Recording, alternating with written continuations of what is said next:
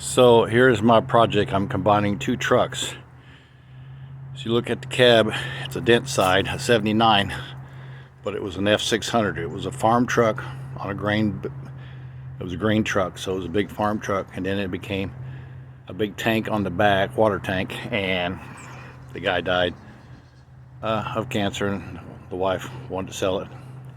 He was 63. Anyway,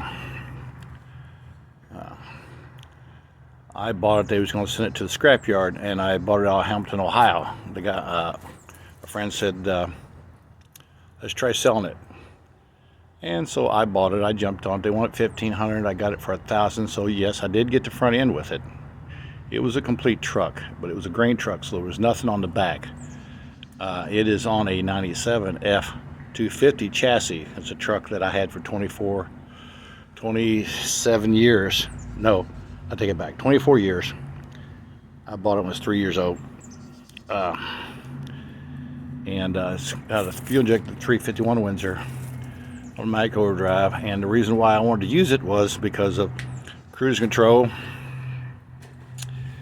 heat, AC, all that. So I dropped it on this 79 F250 chassis.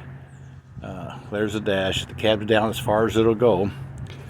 And it's back as far as I wanted to go, so that the front wheels will be in the center of the F600 fenders. Some issues that I run into was this heater control, so I can go down about a half an inch more. It's not a permanent, it's just sitting on there for now. This winter I'm going to weld the floor and that all together. So we got a gap back here, which will be part of, I'm going to cut this back bottom out, put a 3-inch angle, bring the steel down, weld it all to the floor, and cab mounts, the rear cab mounts.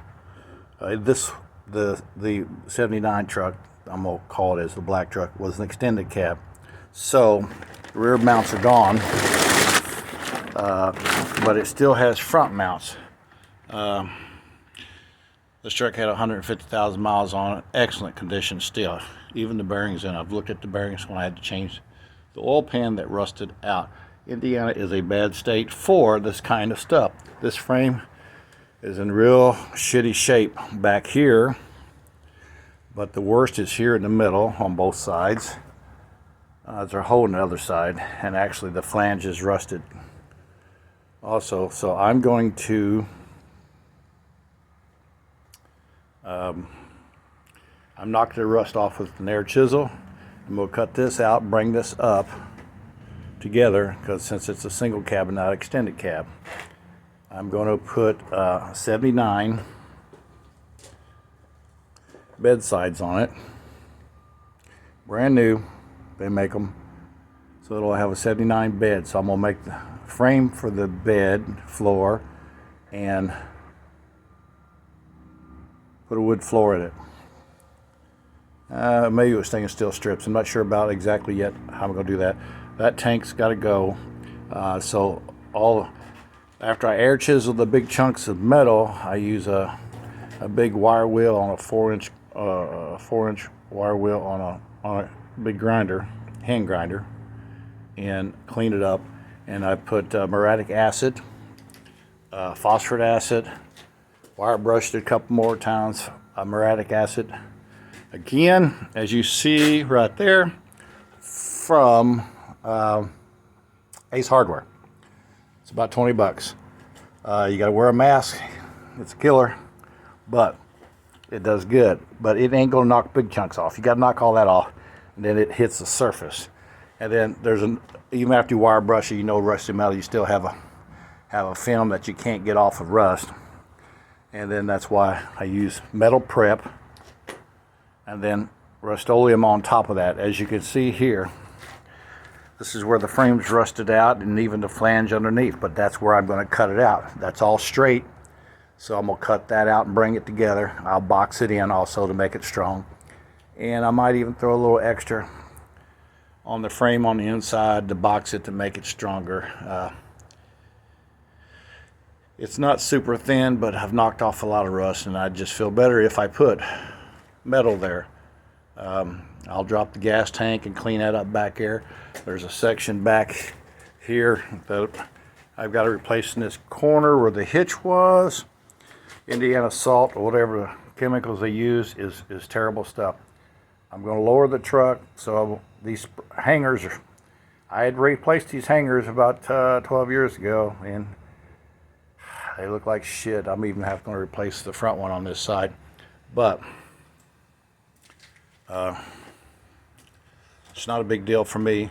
If you look at the rest of this frame, forward of the, well, actually this is where the, right here is where the rear mounts were, because it was an extended cab. I'm gonna keep that cross member. It's not gonna hurt anything. But the rest of the frame you see looks really good in front of the bed. It's just where all the chemicals got kicked up back here and ate it up, even ate up the part of the shock. That's terrible. A little advice: if you have a nice pickup truck, drive it through a car wash. I never did with this 97, but make sure you get the underbody wash, especially after winter. But my new truck, as you can see there, 2020 F-150, I love it. Extended cab, third door deal, both sides. V8, 5.0, 10 speed. Love it. Tows better. That's a half-ton XLT, and it towed better than the 97 3/4 ton. Higher weight tow capacity, the whole 9 yards. Did it better, stronger motor, everything. Smaller motor, but stronger. 351 is a 5.8. That's a 5.0, and that's just the new one does a better job. What can I say? Technology. So all this looks pretty good. I had a wood grain. I put a wood grain kit in it. I might get rid of that or paint it, one or the other. But as you can see, on the floor, I'm going to bring it up. We'll bring it up to this edge. I've got metal left over from the bed sides of the pickup. The pickup was done. It had a fifth wheel hitch in the middle, and it rusted the floor completely out in the middle. So I was going to put bed sides on it for a 79, but not now. So I'll just make a wood floor and put those bed sides on. I took it to the scrapyard, but I was able to cut some good metal out of the sides to do repair work. And I got metal from the hood over there. There's one fender. Here's doors. I have door bottoms, inner and outer, already. Reproduction wands.